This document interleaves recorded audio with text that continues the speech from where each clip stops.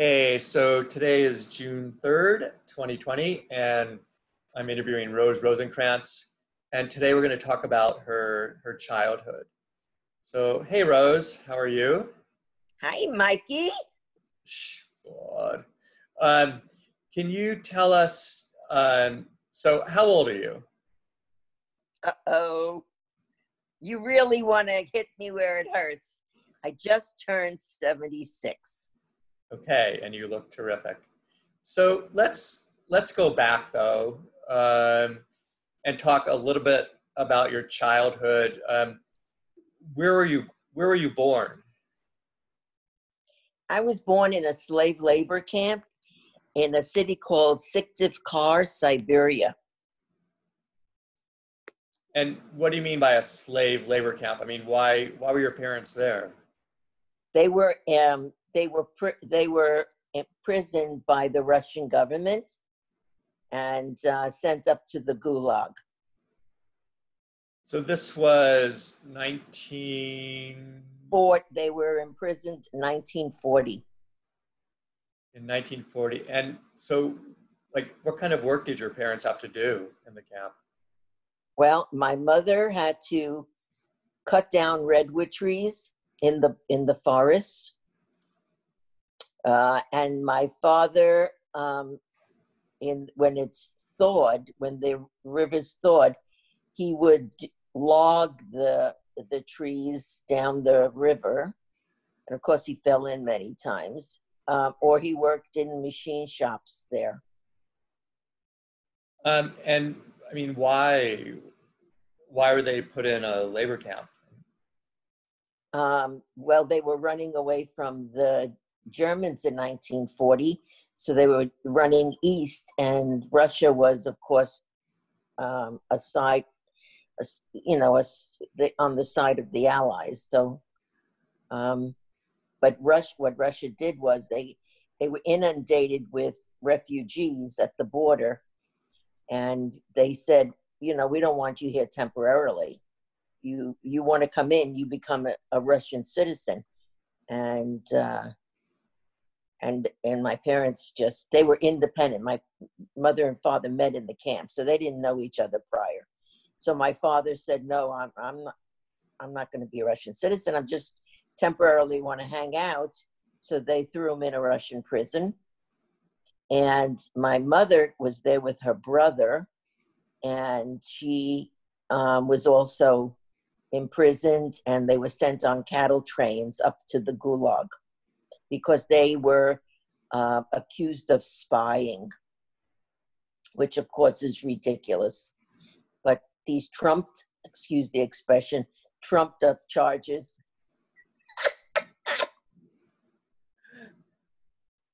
And so when did they leave?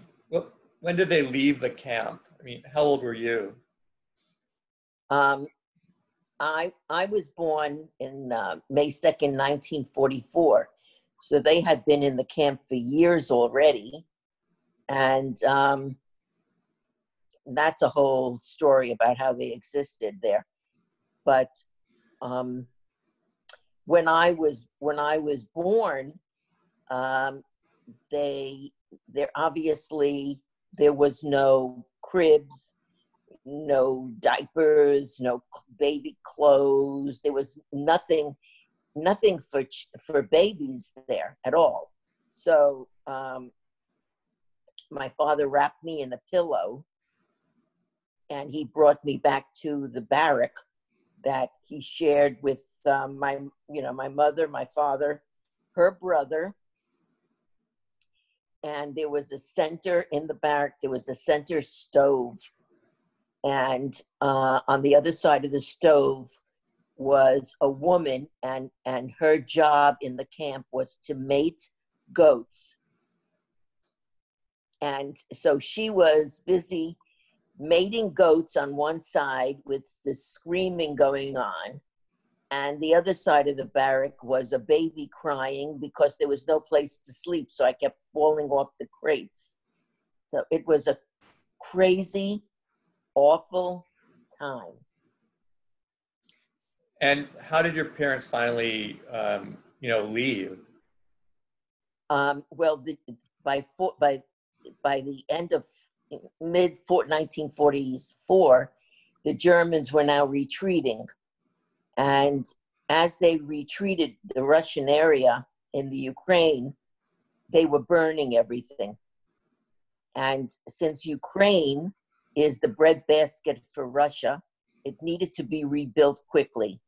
So they moved some of the laborers from Siberia on cattle trains to go south to help rebuild the Ukraine. So you all left. So you were. I was a month old. So you were a month old, and then. So where did they go? I mean, how did they resettle? They went to near the Black Sea in the Ukraine, and we were there until the end of the war, which was another year. And so, I mean, when did they come to the U.S. after that? How? No. In 1945, all of Europe was refugees because nobody was in their own place of residence. So my parents heard stories that the Germans had murdered so many Jews, but of course, nobody really believed it because the Germans were the most cultured people in Europe. There's no way they would have gassed or burned people. So my parents and I made our way back to Poland to go to see if it was true, but also to meet up with family. And my father went back to his city, which is Lodz, which is also your grandmother's city of birth. And any refugee, when they returned, would write their name in a black book where they wrote their name and where their age, et cetera, et cetera. So that's how people found each other after the war. So he wrote our names in the black book and found out that he had, of his 7 brothers and sisters and his parents and grandparents, 2 brothers had lived through the war. And they had gone on to Germany to a DP camp, or a displaced persons camp, Americans in the American sector of Germany. My mother thought for sure her parents made it through the war, and we went to the suburb of Lodz to my mother's house, and she knocked on the door, and the door was opened by the gardener. And the gardener said, "What are you doing alive? Don't you know everybody is dead?" And when my mother heard, she realized that the stories were true, and she fainted. And I was screaming and crying. I don't recall that because I was just a little over a year. But she said that because she heard me crying, she didn't give in to it. Otherwise, she wanted really just to die. And when she was revived, she saw a little piece of something under the door because the gardener wouldn't let her in her own home. But she says, "There's something stuck under the door. Can I have it?" He was using it as a doorstop. And he said, "Sure, take it and get out of here." And she saw that he had dug up the floorboards in the garden. He was looking for my grandmother's jewelry. And so my mother got the piece of metal that was the doorstop, and she found out she had it straightened. And it's the Kiddush cup. Oh my gosh. My grandfather's Kiddush cup. And this Kiddush cup has now gone through all of the weddings in the family, the bar mitzvahs, the brisses, everything. We're using this Kiddush cup. It's very, very special to us. So that's what we have from that. And The other thing we have is the burned out candlestick from my grandmother. One candlestick that's burned. And that's my whole inheritance. Very special. We use it for everything that's special. All life cycle events in the family use those two things. Any idea how old those are then? Well, they've got to be over 100 years old, obviously. Yeah, that's incredible. Oh my gosh. So so you're back in, yeah, go So ahead. we're back there, and we obviously can't stay in Poland. So my father says he wants to go find his brothers. And so we went to the American sector of Germany, into the DP camp, and his brothers had left on the first ship to the United States. And we had to wait for a visa to go to the United States, and it took us 3 years. We stayed in that displaced persons camp in Germany for 3 years, waiting for visas to come to the United States legally. So what year is this then? We arrived in March 22nd, 1949. I was 4.5. Do you remember any part of the DP camp then, or? Yes, it's my first recollection is the DP camp. So what do you remember specifically? As a matter of fact, I took Uncle Alan and I went back to Germany to the camp, to the building. Wow. 1 year. Yeah. Wow. But what, I mean, you said you have some memories of being in the camp. What do you remember? Well, I remember the room. Each of us it was a school building. It was a Nazi training school. Mm.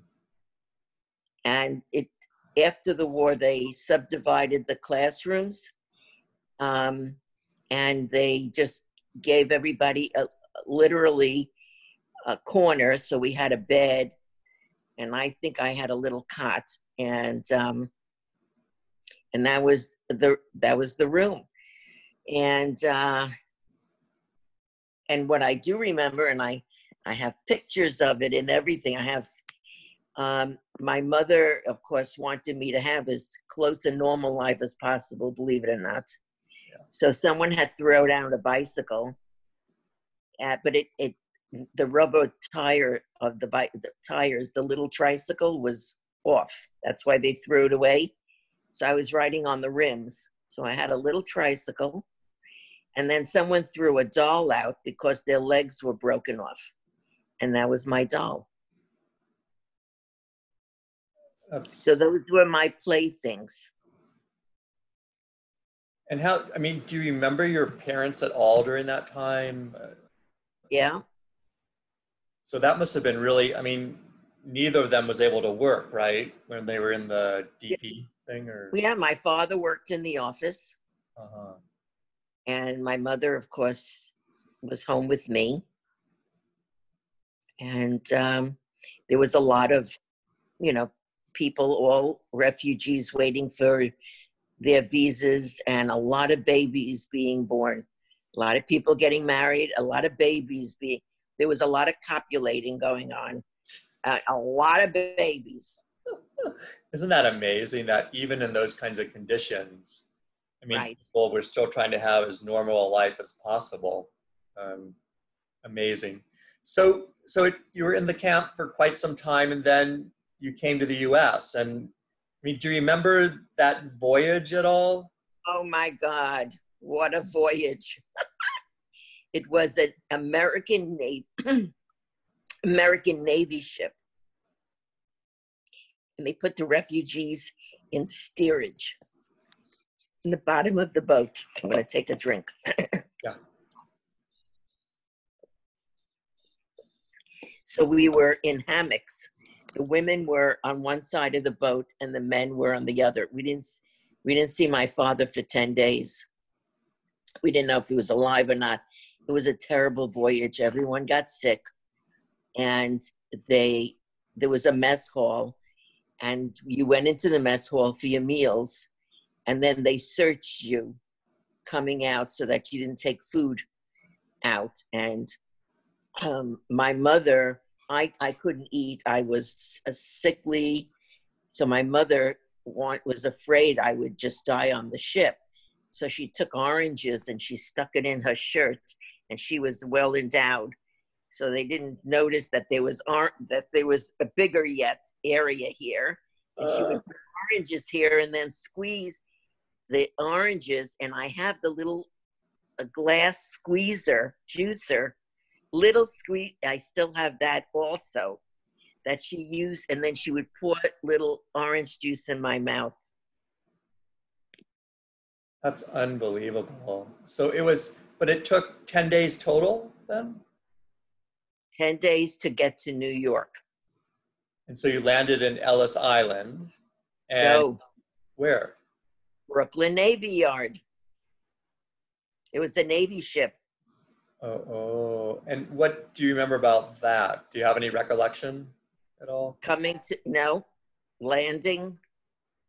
Just that we never were on board, on deck. We were always below deck. And arriving, I know that all the adults would get handed $10. So we came with $20 to this country in 1949. And it's a very important point, because we never went on welfare. The kids, my parents put both kids through college. My kids are all college educated, everything. And we started with $20. So when you made it though to the US, did you have relatives that you went and stayed with, or what happened? My father went to see his brothers. And one brother their brothers had arrived 3 years earlier. So one brother lived in a basement apartment, and they had a little girl, my cousin, who was 2 years younger than me. She was born in this country. And she was beating up on me. We tried staying with them. She was just punching me. And so we just left. And you have to remember, we had, besides no money, nobody spoke English. We had no jobs. It was a very difficult time. And my mother had an aunt and an uncle here, and they found that there was a bakery in the Bronx that needed a porter. You didn't need to know the language. So here's my father, who spoke 6 languages, could read and write 6 languages, who had a voice of a cantor, and he became a porter carrying flour in a bakery. And that's what he landed up staying. He stayed there, making his $30 a week so he could support his wife and daughter. And we finally, after getting out of my uncle and aunt's house, people at that time, it was 1950, people were renting out a room in their apartment, and we moved into an old woman's apartment, and we had 1 bedroom. She had another bedroom, and we couldn't use anything in the apartment. We couldn't sit in the living room. Could go in the kitchen if she was not in the kitchen. So that was an awful, that I remember, it was awful. And I started kindergarten, and I tell this story to all of my students that I've taught over the years. And I think it's an important reflection that we need to share. The kids, seeing that I looked different, because my clothes, I only had one blouse and one skirt, and funny looking shoes. I didn't speak the language. And when the parents found out there was a refugee child in the class, they told their kids not to go near me because I might have some diseases. So not to play with me, not to go near me. And I remember there was a ring around the rosy time, and everyone was grabbing hands, and I was standing there. No one would take my hands to play. And the teacher came over and she took my hands. But so, you know, assimilating with the kids was very difficult. And then the next year, when I was starting to learn English, you know, I sounded funny because the language in the house was Yiddish. So when the teacher called on me in first grade and I answered a question, the kids heard what I sounded like, and they started to laugh at me. And because they laughed at me, that was the last time I ever spoke in class through elementary school, through middle school, through high school, and through college. I never raised my hand in school again. But didn't the teachers call on you at all for anything? Or? I never answered them. I sat like a mute. So how long, though, did it take you to actually learn English? I mean, you spoke, what language did you speak then? Yiddish. Yiddish, okay. But how long did it take you to learn English? And didn't you live in a Jewish area or not really? Yeah, it was a combination. In the building, there was non-Jews also. I remember a Greek family. We lived in a 6-story tenement building, and we were on the 3rd floor. And there was a Greek family that had a daughter, I think a couple of years older than me. And one of the first things that she ever said to me was, my mommy said, I can't play with you because you killed God. And I just didn't understand what she was talking about. And I went to my mother and I said, I killed God? What is she saying? She's saying, that's what some people believe. It's not true. You didn't do anything. And that girl never spoke to me. Her parents wouldn't let her. I mean, there are some stories that really, you know, it's just... So you experienced a lot of discrimination and racism, I guess. Yeah. But how, you know, as you said, there were some other Jewish families in the building. So did you all kind of congregate? I mean, did you go to a temple? Yeah, there was a temple next door. It was an Orthodox temple.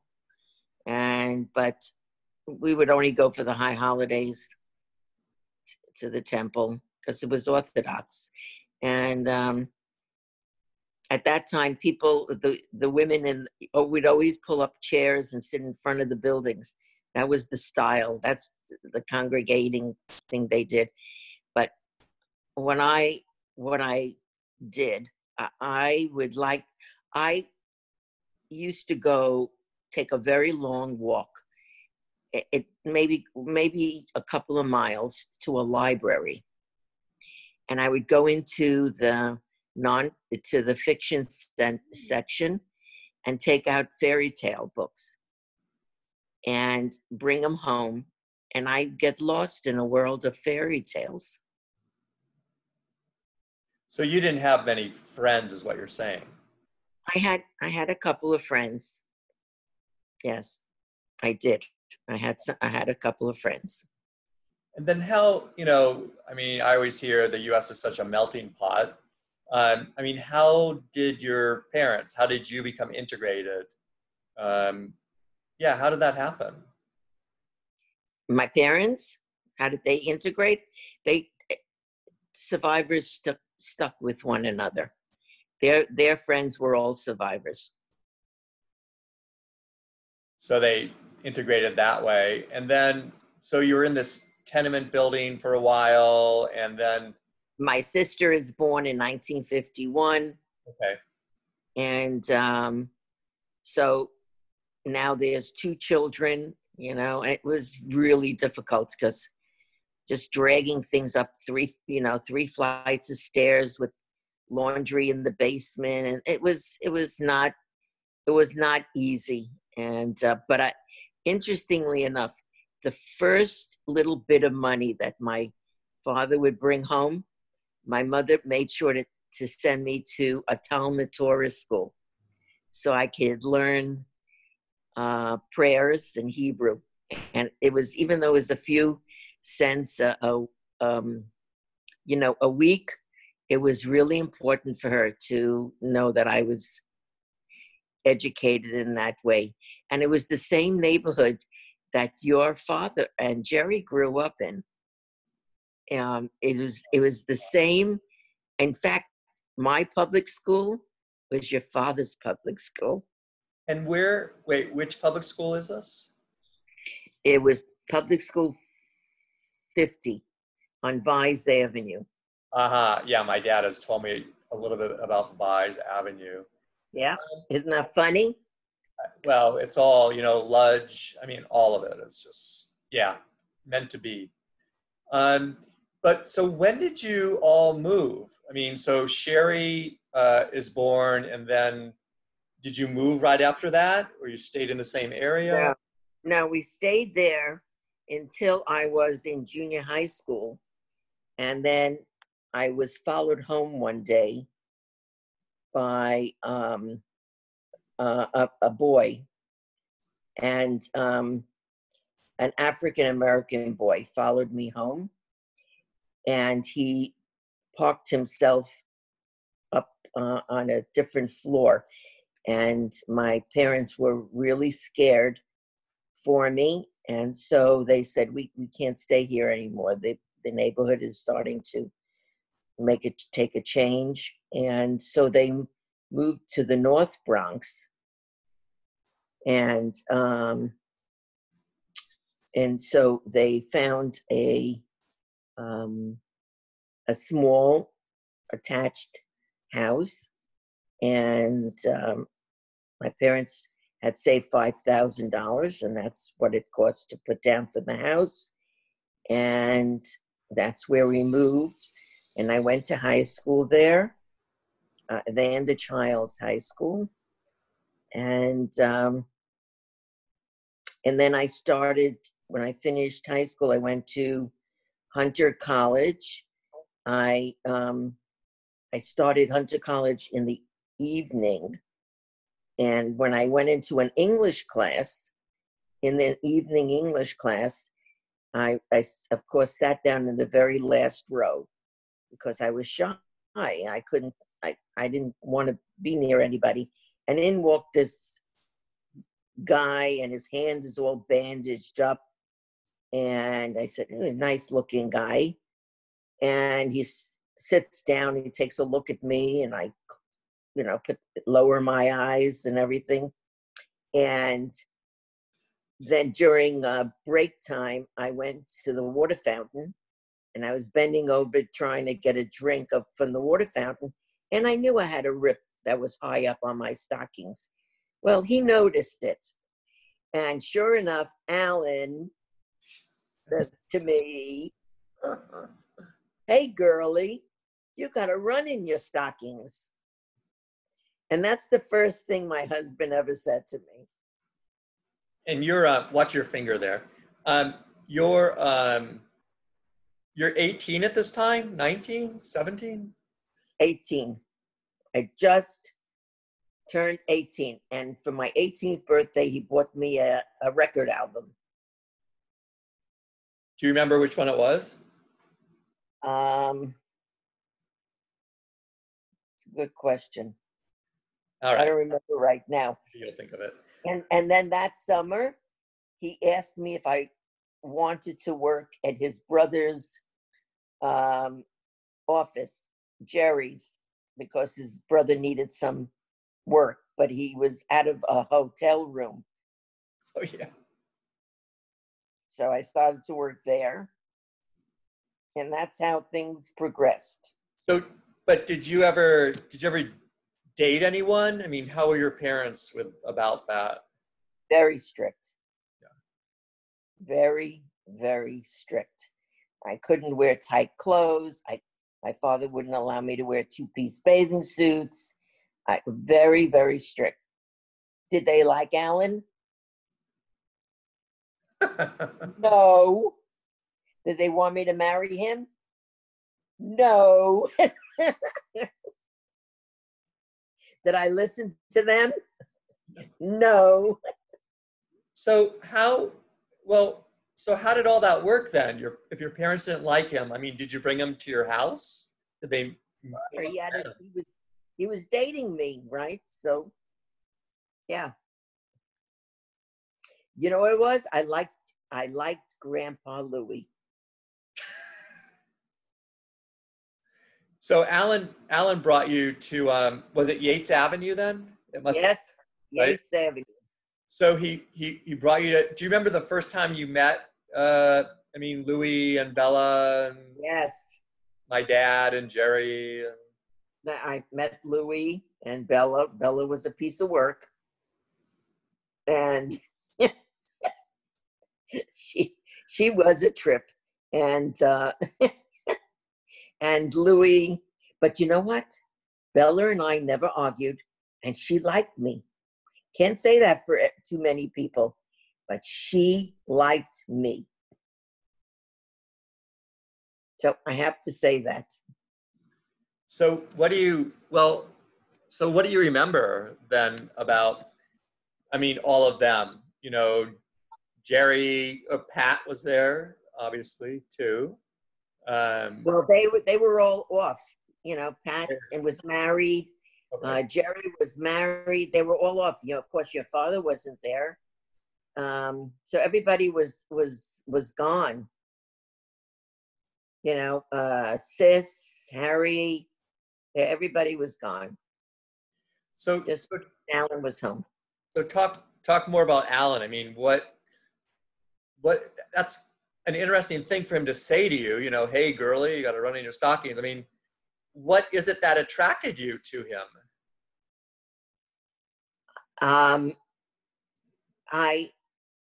You know what? He was such a very strong personality, and I was such a marshmallow that I tried not to. I actually could not say no to him. He was so forceful in everything that, you know, I tried to even break up with him.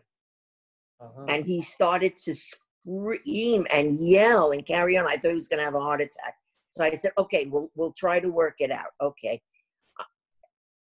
He was very, and once he put his claws, you know, he attached to me, he wouldn't let anyone go near me. No other guy. He used to wait outside of class. If he saw a guy talking to me, he'd run over to the guy and tell them, you know, do not talk to her. You know, don't go near her. He was very possessive, very jealous, and I couldn't. It's like I couldn't get away. And 47 years later, I mean, we were together 47 years. It wasn't always fun and games, but you know. Yeah. So you met him when you were 18, but how old were you guys when you got married? 21. I was still in school. I had my 4 years of college to go through. You're still in school. And then when did you have your first child? Michelle? In my senior year in college. We got married in June. I became pregnant 6 weeks later. I had no idea. I was so naive. I had no idea that I was even pregnant. I just wasn't feeling well. And sure enough, I had just turned 22 and she was born immediately after. So did you graduated college though, and then Michelle was born, or? Michelle, yes. Okay. I was 6, yeah. Yeah, I graduated college. I was 6 months pregnant. Okay. And then, so where were you and Alan living? You had an apartment then, or? We were living in Queens. We had a little fender bender, and the person that hit us told us that he had apartments or something.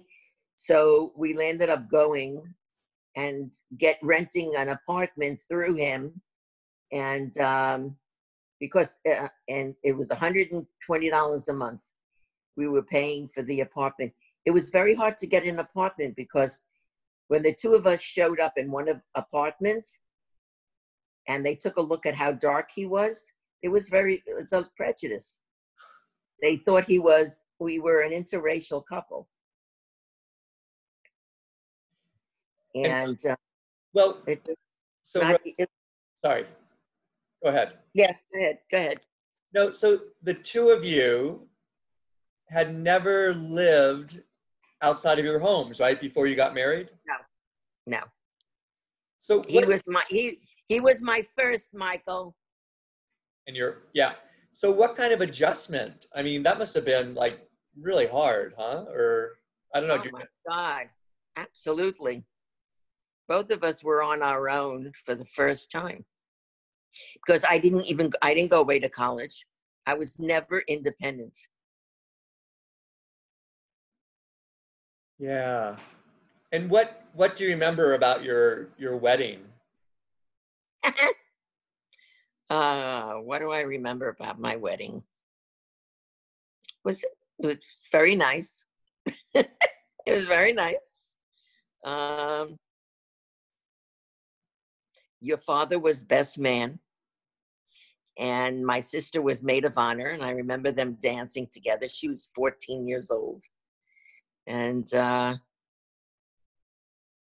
was just very nice. The whole family was there, and celebrations are always wonderful. And your parents? Do you remember my wedding? Was I there? I don't know. I don't even remember. I think my dad might have been the only one because I would have remembered. I remember you, right, from 1964 when we came for the World's Fair. That's when I met you. And we didn't get married till 65. Yeah, I don't think we went. I just remember how cool you guys were, So, and what about, so your parents, Alan's parents, my grandparents, how did they mesh? They did because Grandpa Louis spoke Yiddish to my parents. So, I mean, that was, of course, Bella didn't quite understand, but, I mean, they got along as much as in-laws, I guess, could get along. They got along. Okay. All right. Let's leave it at this, and then I'm going to interview you some more because I want to hear more about your life after you got married. But any final words for this interview? No. I mean, you have an opportunity now to just reflect and see if there's some holes in anything that you'd like to expand on. And that's it. There's many years. So 76 years, there's a lot to talk about. There is. All right, Rose. Thanks so much. And okay. talk with you soon. Okay. Bye-bye. Bye.